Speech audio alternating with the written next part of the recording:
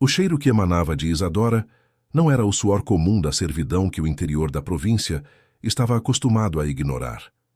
Era um odor denso, metálico, de sangue que secou sob o sol e de pólvora que se entranhou nos poros após 3 anos nas trincheiras de Curupaiti. O coronel Antônio de Albuquerque levou um lenço de seda bordado ao nariz, um gesto de desprezo que ecoou como um tapa no silêncio do pátio.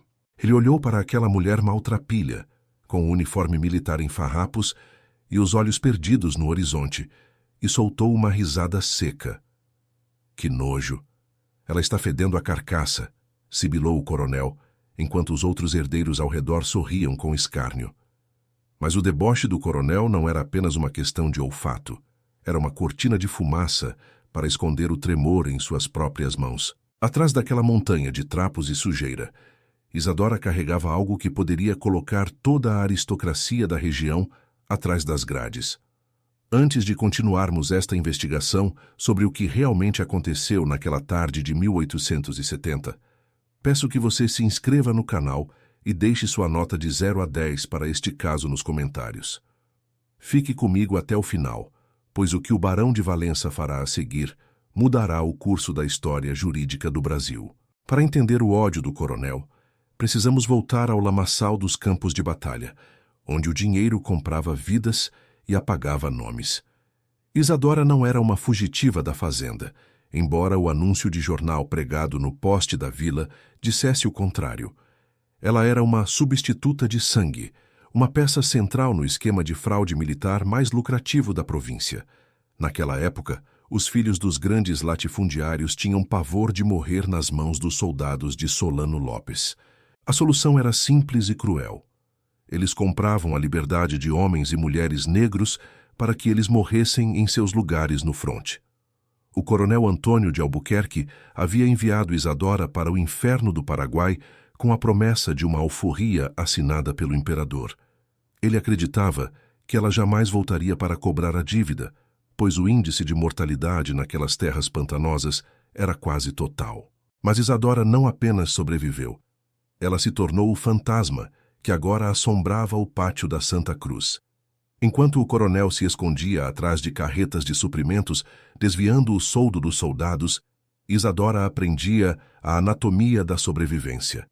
Ela se tornou a enfermeira que costurava feridas de generais e, no processo, ouvia segredos que nenhum civil deveria conhecer. Sob o pano que envolvia seu ventre, ela escondia um diário de campanha com as páginas manchadas de tinta e sangue seco. Ali estavam registrados os nomes de todos os oficiais que desertaram e as datas exatas em que suprimentos médicos foram vendidos para o inimigo.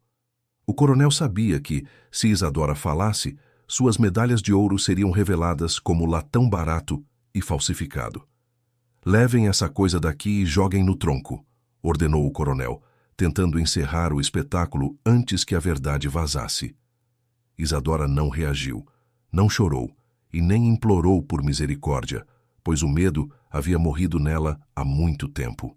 Ela apenas manteve o olhar fixo no portão da fazenda, como se estivesse esperando por algo que apenas ela conseguia ouvir. Foi então que o som de cascos de cavalos e o ranger de uma carruagem pesada interromperam o avanço dos feitores. A multidão se abriu para dar passagem ao barão Augusto de Valença, um homem cujo nome inspirava um respeito tingido de pavor. O barão era um viúvo de luto fechado, conhecido por sua frieza absoluta e por um silêncio que parecia preceder uma tempestade. Ele desceu da carruagem com movimentos lentos, segurando uma bengala de castão de prata que batia ritmicamente no chão de pedra. O coronel Albuquerque tentou forçar um sorriso de boas-vindas, ajeitando a farda e escondendo o lenço sujo. "Barão, perdoe o espetáculo deplorável. Essa peça de serviço voltou da guerra com a mente perturbada", disse o coronel, tentando diminuir a presença de Isadora. O barão Augusto não respondeu. Ele parou a poucos centímetros de Isadora, ignorando o cheiro que tanto incomodava os outros. Havia um reconhecimento mútuo naquele olhar, um pacto silencioso forjado em um lugar que os aristocratas de gabinete jamais visitaram. O barão não via uma escravizada suja e mal cheirosa, como os outros faziam questão de enfatizar. Ele via a mulher que, sob fogo cruzado no pântano paraguaio, arrastou seu único filho ferido para longe da morte certa. Enquanto o exército imperial batia em retirada, Isadora havia se recusado a abandonar o jovem herdeiro da Casa Valença.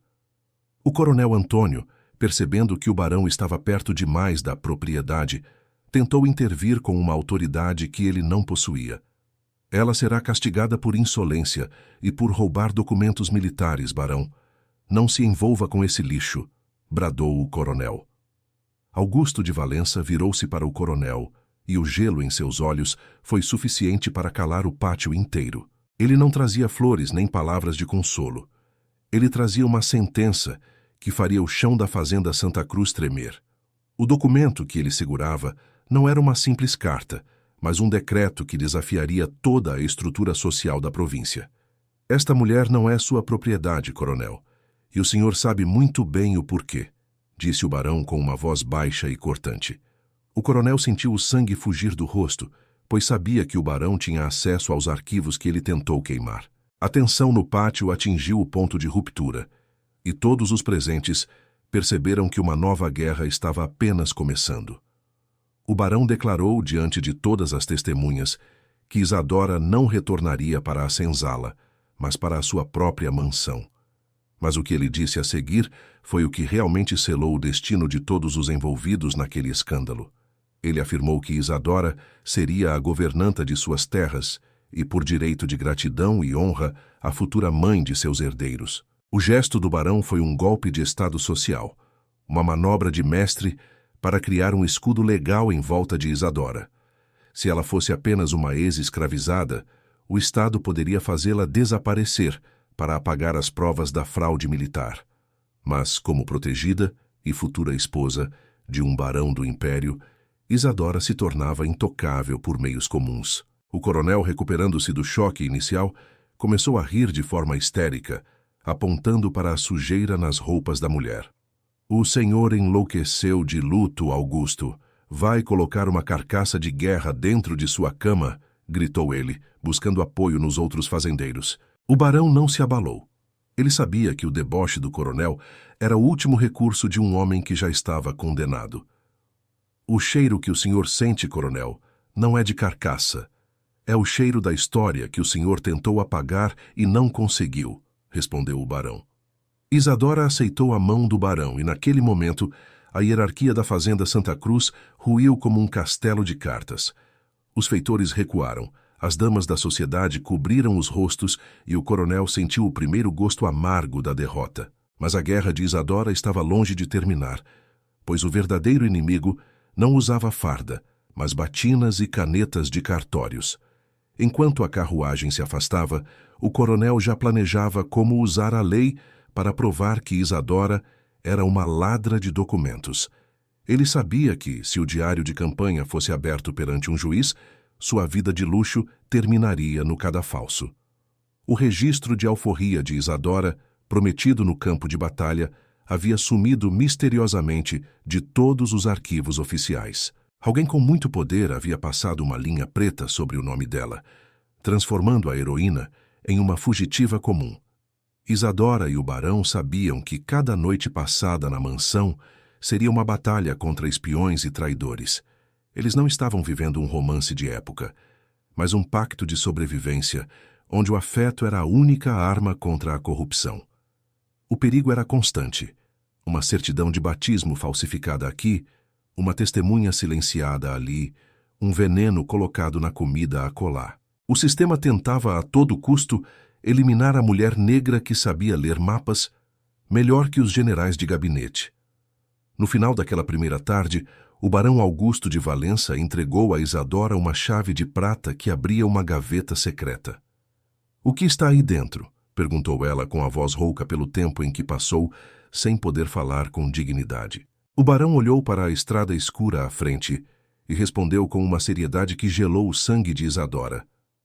"A prova de que seu antigo senhor não apenas falsificou sua alforria, mas também vendeu seus próprios soldados como gado", disse ele.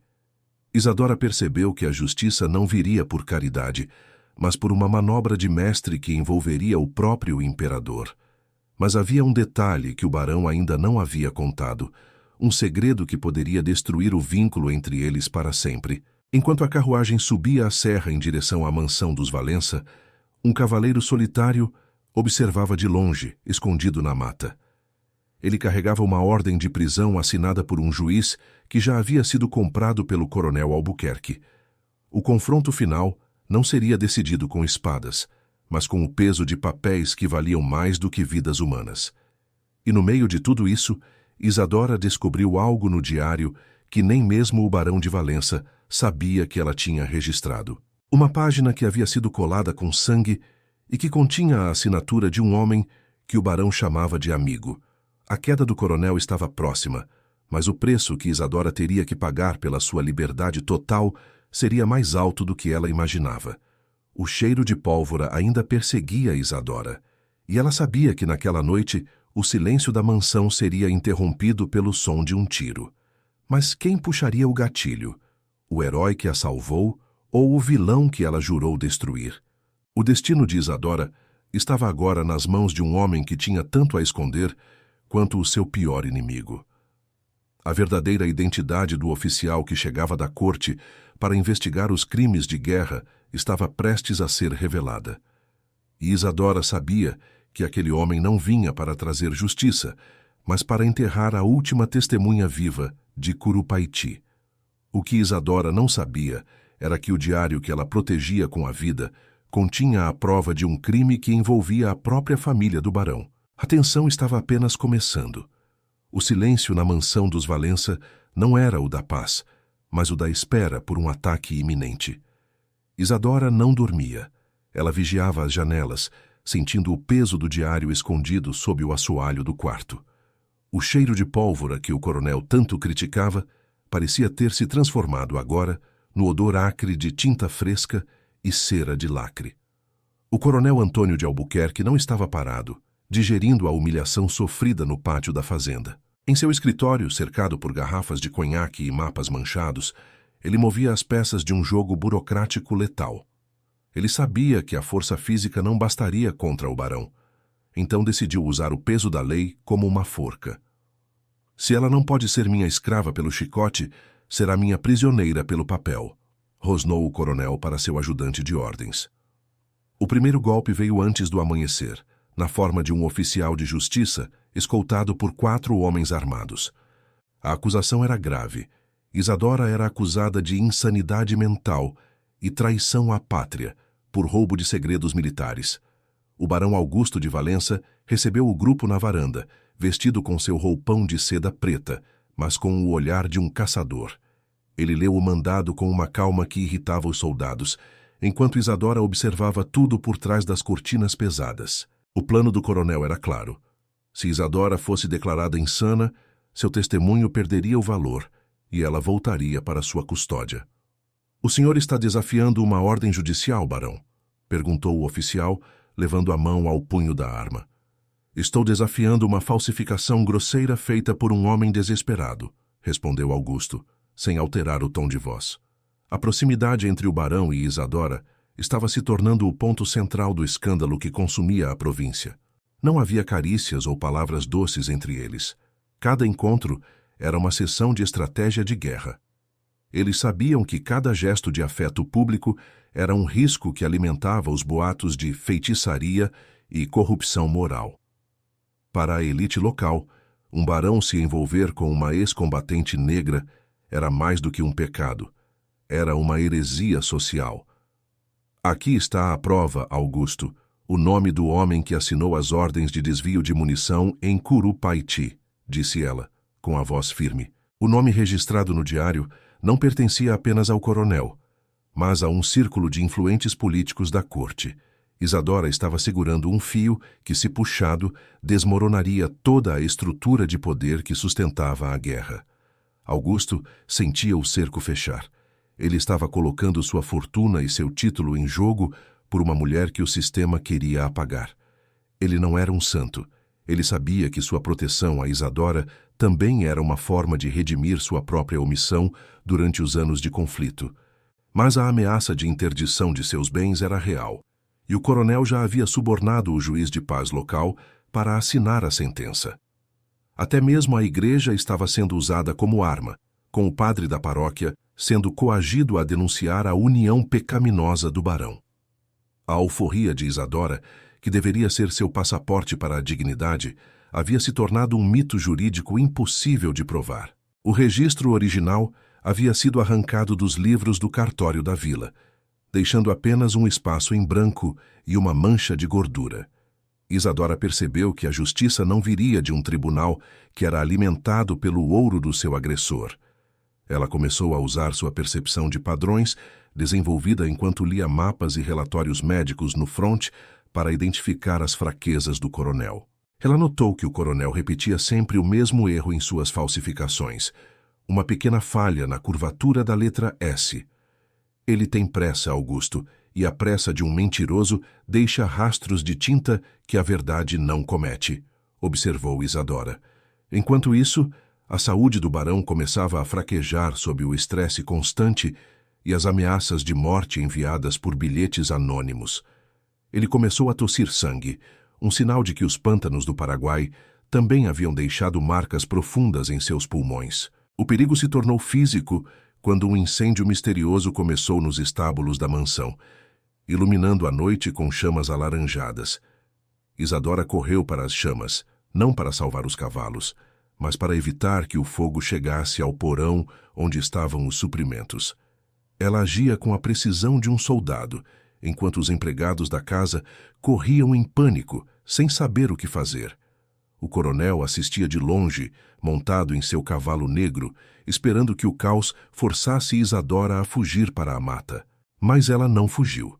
Ela enfrentou o fogo e, no meio das cinzas, encontrou algo que o sabotador havia deixado cair. Era um broche militar, uma condecoração dada apenas aos oficiais mais próximos do coronel Albuquerque. Eles querem guerra? Pois terão a guerra que eles mesmos nos ensinaram a lutar, disse ela, entregando o objeto ao barão.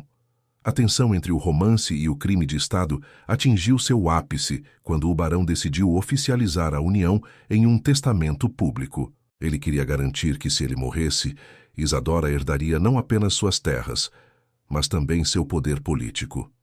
O anúncio do testamento caiu como uma bomba na capital da província, gerando revoltas e protestos nas portas do clube militar. O coronel viu sua última chance de vitória escorregar pelas mãos e decidiu que era hora de usar sua cartada final. Ele enviou uma mensagem para a corte, acusando o barão de estar sob o efeito de feitiços africanos e de ser um perigo para a segurança nacional. A resposta não demorou. Um general de alta patente foi enviado para investigar a insanidade do barão e a origem de Isadora. Este homem não era um aliado do coronel, mas também não era um amigo do barão. Ele era um burocrata frio e calculista. Sua chegada à vila foi marcada por um silêncio absoluto, enquanto as pessoas se escondiam atrás de suas janelas. O general exigiu ver Isadora imediatamente, não na mansão, mas no quartel-general da vila, um território hostil. O barão tentou impedir, alegando que a saúde dela estava fragilizada, mas o general foi implacável em sua ordem. Isadora sabia que, se entrasse naquele quartel, poderia nunca mais sair livre, mas ela também sabia que era sua única chance. No interrogatório, o general colocou o diário sobre a mesa e perguntou a Isadora onde ela o havia conseguido. O coronel Albuquerque observava por uma fresta na porta, com um sorriso de satisfação, esperando pela confissão de roubo.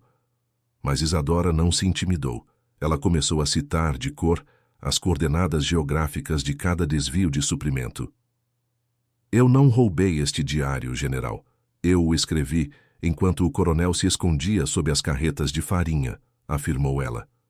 O general olhou para as mãos de Isadora, calejadas pelo trabalho e pela guerra, e depois para o rosto pálido do coronel.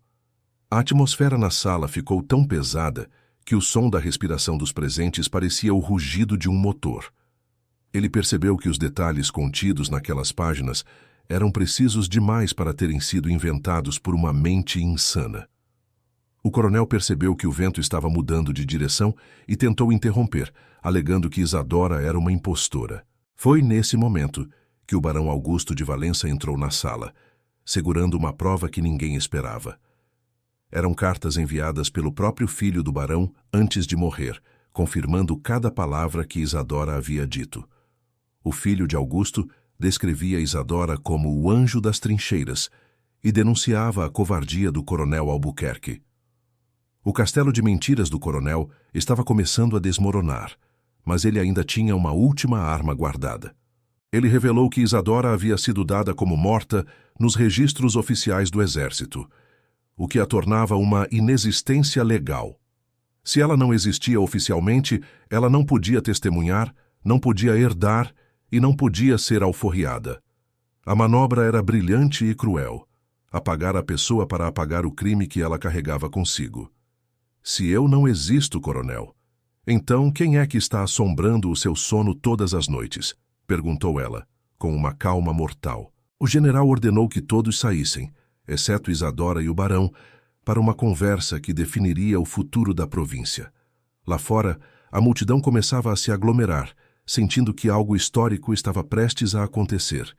Mas a conversa dentro da sala tomou um rumo que ninguém poderia ter previsto, envolvendo um segredo de família do barão. O general revelou uma página rasurada que Isadora ainda não tinha conseguido decifrar completamente, que a verdade contida naquela página era tão devastadora que poderia destruir o próprio barão de Valença. O passado de Isadora e o futuro do barão estavam agora ligados por um crime que nenhum dos dois queria admitir. Enquanto o sol se punha, o destino de Isadora pendia por um fio de cabelo, preso entre a honra e a vingança. E a pergunta que ecoava no quartel era: a verdade vale mais do que a vida de quem a protege? A justiça estava prestes a cobrar seu preço, e ele seria pago em sangue. O silêncio dentro daquela sala de interrogatório no quartel da vila era tão denso que se podia ouvir a respiração pesada do coronel Albuquerque do outro lado da porta. O general retirou uma lupa de prata e a aproximou da página colada com sangue, aquela que Isadora temia abrir diante de estranhos. A mancha escura escondia um nome que, se pronunciado, mudaria a direção da investigação e selaria o destino de todos naquela sala. Isadora sentia o suor frio escorrer por suas costas, lembrando-se da noite em que aquela tinta foi derramada sobre o papel. Ela não estava apenas protegendo a si mesma. Ela estava segurando a faca que poderia cortar o último laço que a unia ao barão Augusto. O barão, sentado em uma cadeira de carvalho, parecia ter envelhecido 10 anos em 10 minutos, mantendo os olhos fixos no chão de madeira. Explique-me esta anotação, Isadora. Por que o nome do herdeiro da Casa Valença aparece nesta lista de suprimentos desviados? Perguntou o general. A pergunta caiu como um raio, e o coronel Albuquerque, ouvindo pela fresta, não conseguiu conter um pequeno ruído de satisfação. A acusação era clara. O filho do barão, o mesmo jovem que Isadora salvou, poderia ter sido cúmplice no esquema de corrupção. Isadora fechou os olhos por um segundo, e o barulho dos canhões de Curupaiti pareceu ecoar novamente em seus ouvidos. Ela se lembrou do rosto pálido do jovem oficial, enquanto ele sangrava em seus braços, sussurrando um pedido de perdão que ela nunca entendeu totalmente. Ele era apenas um mensageiro, general. Ele não sabia o que estava transportando até que fosse tarde demais, disse ela com a voz embargada. Mas a lógica militar era impiedosa, e o general sabia que assinaturas em documentos de carga não aceitavam desculpas de ignorância. O coronel Albuquerque viu ali a oportunidade perfeita para destruir a aliança entre o barão e a ex-combatente negra. Ele entrou na sala sem ser anunciado, batendo as botas com arrogância, sentindo que o jogo finalmente havia virado a seu favor. O senhor ouviu, general? O herdeiro dos Valença era o cérebro por trás dos desvios. Isadora não o salvou por heroísmo, mas para garantir seu silêncio, acusou o coronel. O barão levantou-se lentamente, e por um momento, todos acharam que ele atacaria o coronel com as próprias mãos. Mas a dor de descobrir que o próprio sangue estava manchado pela fraude era maior do que qualquer desejo de vingança física. Isadora, você sabia disso o tempo todo? Foi por isso que guardou este diário com tanta ferocidade? perguntou o barão com a voz falhando. Isadora não respondeu de imediato. Ela sabia que a verdade era um labirinto onde qualquer palavra errada seria uma sentença de morte. Ela olhou para o coronel, que saboreava o momento, e percebeu que ele estava cometendo o erro clássico de todo vilão: a autoconfiança excessiva. O senhor leu a página errada, general. A assinatura do filho do barão está lá, mas veja quem é o beneficiário final do pagamento, disse ela. Isadora apontou para uma série de códigos numéricos que ela havia decifrado durante as noites de vigília na mansão. Aqueles números não eram datas, mas referências a contas bancárias em Londres, ligadas a um nome que fez o general empalidecer. O nome não era o do barão nem o do coronel Albuquerque, mas o de um ministro da guerra que ainda estava em exercício na corte. A investigação, que deveria ser sobre uma escravizada fugitiva, acabara de se tornar uma ameaça direta ao coração do império. O general percebeu que estava segurando uma granada prestes a explodir e que sua própria carreira estava em risco. Saiam todos! Agora! Esta sala deve ser isolada imediatamente, ordenou o general, com um pavor que ele não conseguia mais esconder. O coronel Albuquerque sentiu o chão sumir sob seus pés, percebendo que sua tentativa de culpar o filho do barão havia exposto seus superiores.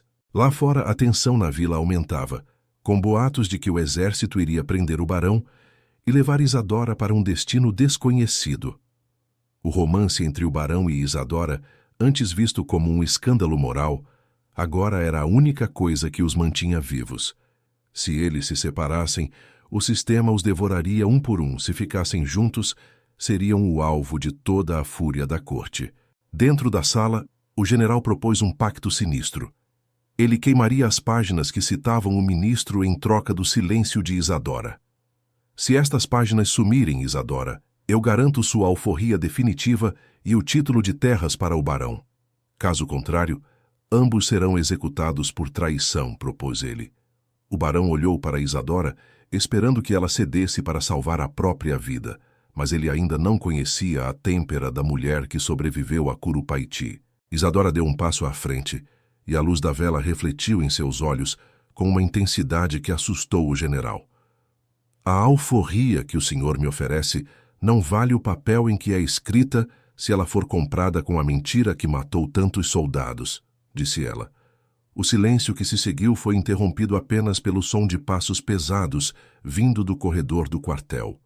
Uma nova autoridade havia chegado, alguém que o general não esperava e que o coronel temia mais do que a própria morte. Era o marechal que havia comandado as tropas no Paraguai, o único homem cuja integridade era inquestionável perante o imperador. Ele entrou na sala e olhou para Isadora com um respeito que nenhum dos outros homens ali presentes fora capaz de demonstrar. Eu me lembro de você, enfermeira. Eu vi você carregar homens que meus oficiais haviam abandonado para morrer, disse o marechal. A presença do marechal mudou completamente a dinâmica de poder, transformando o quartel em um tribunal de honra militar. O coronel Albuquerque tentou escapar pelos fundos, mas foi interceptado por 2 guardas veteranos que haviam servido sob o comando de Isadora no fronte. A justiça, que parecia uma miragem burocrática, estava começando a ganhar contornos de uma vingança histórica. Mas o marechal trazia uma notícia que faria o coração de Isadora parar por um instante. Uma revelação sobre sua própria origem. Ele entregou a ela um envelope lacrado com o selo da freguesia onde ela havia nascido, décadas antes da guerra. Aquele documento não falava de crimes militares, mas de um segredo de sangue que ligava Isadora ao próprio barão de forma inimaginável. O rosto de Isadora mudou de cor enquanto ela lia as linhas escritas em um português antigo e rebuscado. O romance que a sociedade condenava e que o barão usava como escudo escondia uma verdade biológica que poderia anular qualquer união. O barão Augusto, percebendo a reação dela, pegou o papel e sentiu o mundo girar ao seu redor. O general e o marechal observavam a cena, sabendo que aquela descoberta era a peça final do quebra-cabeça que eles tentavam montar.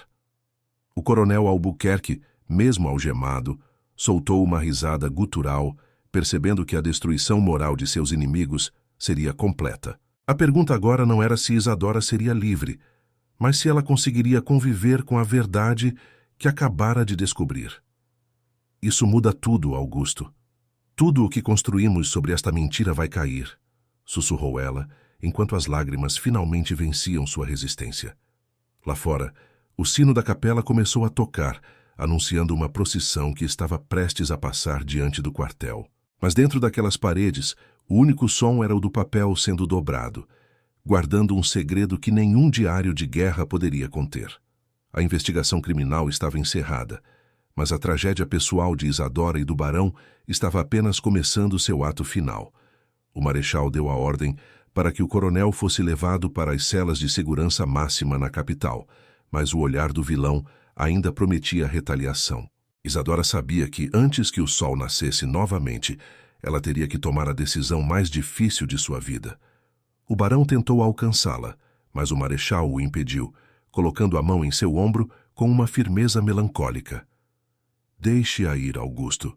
Há feridas que nem mesmo o tempo ou a justiça podem fechar, disse o velho soldado. Isadora saiu para a rua, onde a multidão a recebeu com um silêncio reverencial, abrindo caminho para a mulher que desafiou o império. Mas nas sombras da igreja, um vulto observava cada movimento dela, segurando um punhal que brilhava sob a luz da lua. O coronel Albuquerque tinha aliados que não desistiriam tão facilmente, e o preço pelo silêncio de Isadora ainda não havia sido pago. A noite estava longe de terminar, e o cheiro de sangue estava prestes a retornar ao ar da província. O que Isadora encontrou no envelope era apenas o começo de um mistério que envolvia gerações de sofrimento e traição. E o barão de Valença, sozinho na sala de interrogatório, percebeu que seu maior crime não foi a fraude, mas a omissão. A verdade é uma arma de dois gumes, e Isadora estava prestes a descobrir qual lado cortaria mais fundo. O vulto que se projetava das sombras da igreja não era um fantasma do passado, mas a lâmina real de um sistema que se recusava a morrer. Isadora sentiu a presença antes mesmo de ouvir o som metálico do punhal sendo desembainhado. Uma técnica de sobrevivência que o pântano paraguaio lhe ensinou a ferro e fogo. Ela não parou, não gritou e não hesitou. Cada passo era uma contagem regressiva para o confronto final que definiria sua existência. O ataque foi rápido, mas Isadora girou o corpo com a precisão de quem já havia desviado de baionetas em trincheiras lamacentas. Ela usou o peso do próprio agressor contra ele, atingindo um ponto nervoso no pescoço do homem, com a mesma mão que outrora costurava generais. O feitor caiu de joelhos, ofegante, enquanto Isadora mantinha o punhal dele encostado em sua própria garganta, os olhos dele arregalados de pavor. Diga ao seu patrão que o sangue que ele tanto despreza é o mesmo que hoje escreve a sentença de sua ruína, sussurrou ela, com uma frieza que gelaria o sol. Ela o deixou partir, sabendo que o medo era uma arma muito mais eficiente do que a morte rápida naquelas estradas desertas. Enquanto o homem desaparecia na escuridão, Isadora abriu o envelope que o marechal lhe entregara, sentindo o papel áspero sob seus dedos calejados. A verdade revelada no papel era um golpe de misericórdia na arrogância da elite local e um fardo pesado para o barão Augusto. Isadora não era apenas uma protegida ou uma enfermeira heróica. Ela era a filha legítima do irmão mais velho do barão, fruto de uma união secreta e reconhecida em cartório antes de uma viagem trágica. Isso significava que Isadora não era uma propriedade a ser alforriada, mas a verdadeira herdeira de metade das terras que o coronel tentava usurpar. O romance, que a sociedade usava para apedrejar a honra do barão, era, na verdade, um pacto de sangue para devolver a Isadora o que o racismo e a ganância lhe haviam roubado. Augusto de Valença sabia que, ao trazê-la para sua casa como governante, ele estava protegendo a última linhagem legítima de sua família contra a sanha do coronel Albuquerque. Mas ele manteve o segredo por medo de que a revelação imediata fizesse de Isadora um alvo ainda mais fácil para os assassinos de aluguel da província. Enquanto Isadora caminhava de volta para a mansão, o coronel Albuquerque percebia que sua rede de proteção na corte estava se rompendo como teia de aranha. O diário de Isadora já estava nas mãos do marechal, e as provas de desvio de soldo e venda de escravos para o exército eram irrefutáveis. O vilão que zombava do cheiro de Isadora agora estava trancado em uma cela úmida que cheirava a urina e derrota, aguardando o julgamento imperial. O julgamento não ocorreu em um tribunal comum, mas sob o olhar severo do marechal e de juízes enviados diretamente pelo imperador. Isadora entrou no recinto vestida com o uniforme militar que usou na guerra, com todas as medalhas que o coronel tentou esconder brilhando em seu peito. Ela não era mais a mulher maltrapilha do pátio. Ela era a prova viva de que a história oficial era uma colcha de retalhos feita de mentiras aristocráticas. Cada nome citado por Isadora, cada data de entrega de suprimentos falsificados, era um prego no caixão da carreira do coronel e de seus aliados. O ministro da guerra, citado nas páginas decifradas, foi exonerado e preso antes mesmo que pudesse queimar as provas de sua cumplicidade. A queda do coronel Albuquerque foi um espetáculo de vergonha nacional, com sua patente sendo caçada publicamente no pátio onde ele um dia humilhou Isadora. A justiça documental, tão lenta e muitas vezes cega, finalmente encontrou o caminho através da persistência de uma mulher que o sistema tentou apagar. Mas o preço da vitória foi alto para o barão Augusto de Valença, cuja saúde finalmente cedeu ao peso de décadas de segredos e remorsos. Em seu leito de morte, ele chamou Isadora e entregou-lhe a chave mestra de todas as propriedades da família, reconhecendo-a formalmente diante de um escrivão. Você não precisa mais de escudos, minha filha. A verdade agora é sua única fortaleza. Foram suas últimas palavras antes que o silêncio final o envolvesse. Isadora não chorou diante dos advogados e curiosos. Ela guardou sua dor para as noites em que a névoa subia do rio, lembrando-se de todos os que ficaram pelo caminho. Ela se tornou a senhora da fazenda Santa Cruz, mas não como uma nova opressora, e sim como a arquiteta de uma nova ordem social na província. As terras que antes eram manchadas pelo sangue da servidão tornaram-se um refúgio para veteranos de guerra e famílias que buscavam um recomeço digno. O cheiro que o coronel tanto desprezava, o cheiro de pólvora e sobrevivência, deu lugar ao aroma de terra arada e liberdade conquistada. O registro de alforria de Isadora, aquele que havia sumido, foi finalmente encontrado no fundo de um cofre falso no escritório do coronel. Ela não precisava mais daquele papel para provar que era livre, pois sua liberdade havia sido forjada no fogo das batalhas e na integridade de seu caráter. A história de Isadora e do barão deixou de ser um escândalo de alcova para se tornar uma lenda de resistência que atravessou as décadas. O diário de campanha, agora preservado no Museu Nacional, serve como um lembrete de que nomes apagados ainda podem contar as verdades mais profundas. O coronel Albuquerque morreu no esquecimento de uma prisão militar, consumido pela própria bilis e pela solidão que a arrogância sempre cultiva. A justiça não veio por caridade dos poderosos, mas por uma manobra de mestre de uma mulher que sabia que a memória é a única coisa que o tempo não pode reescravizar. A província mudou, o império caiu, mas o legado de Isadora permaneceu como uma cicatriz de honra na pele do Brasil. Ela viveu o suficiente para ver seus herdeiros, não de sangue, mas de espírito, ocuparem espaços que antes eram proibidos para quem tinha sua cor. O mistério que envolveu o retorno de Isadora da guerra foi resolvido não com silêncio, mas com um grito de verdade que ecoou por gerações. Se você chegou até aqui, é porque acredita que a justiça, mesmo tardia, é o único alicerce sobre o qual uma nação pode ser construída.